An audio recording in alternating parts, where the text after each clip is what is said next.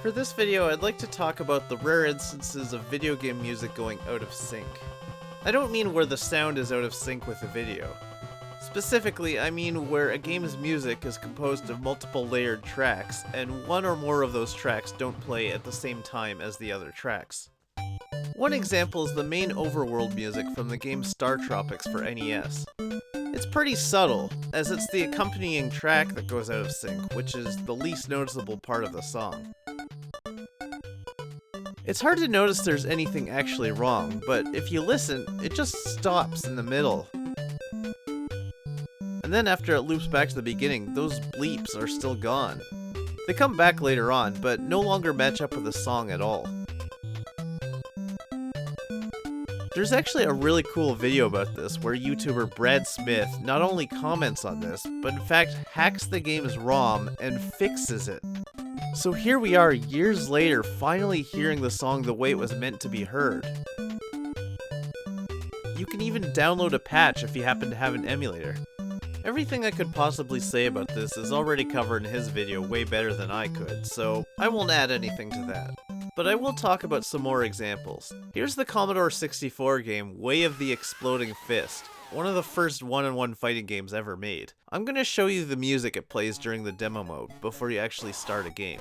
I'll let the whole thing play through so you can hear what it's supposed to sound like.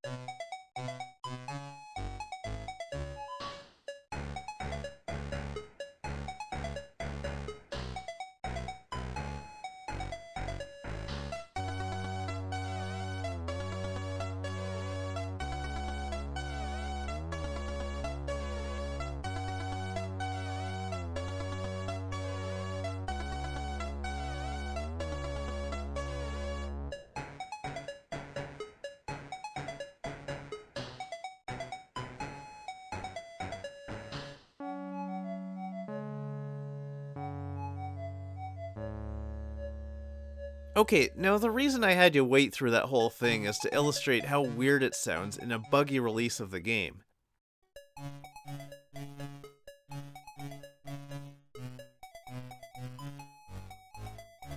The lead track goes out of sync with the other two tracks just a couple of seconds in.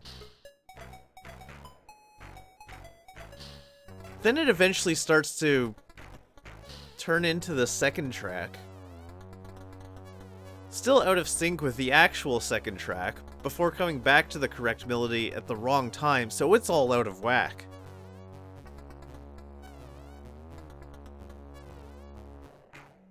It's a musical abomination, but it's still kind of fascinating to listen to. The funny thing is, it actually does a great job of highlighting all the different parts of this song that you might not have noticed, because they regularly fit together so well, it feels like one coherent thing. One other example is this music from Bazooka Bill. Now this one I think is on purpose. Or maybe it isn't. It's hard to tell. Either way, it's a subtle thing, so it doesn't matter that much. Basically, the backup track has two patterns that interchange. Here's the first part.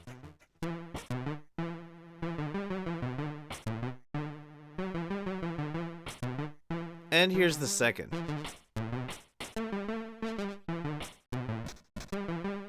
They both go together with a bass line, which stays the same for both parts, so it makes the difference feel a lot more subtle. When it loops, it's irrespective of the lead track. This doesn't really impact the music, except that after the main part comes to its conclusion and loops, the accompanying track is on a different pattern than the first time it played.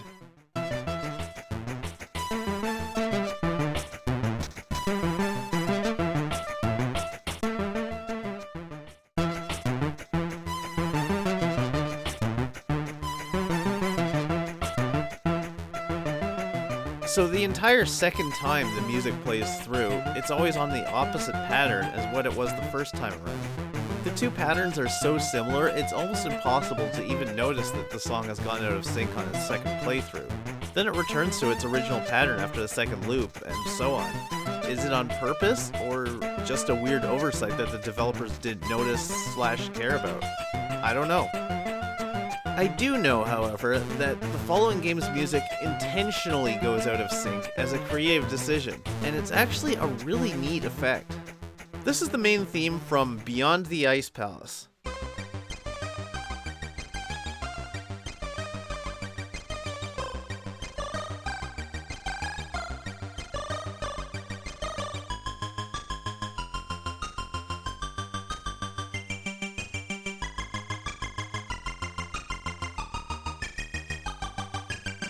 The main melody of the song repeats several times in different keys, but you get the idea. Then later on in the song, there's a kind of sound effect, almost like a time warp is happening. And soon afterwards, this happens.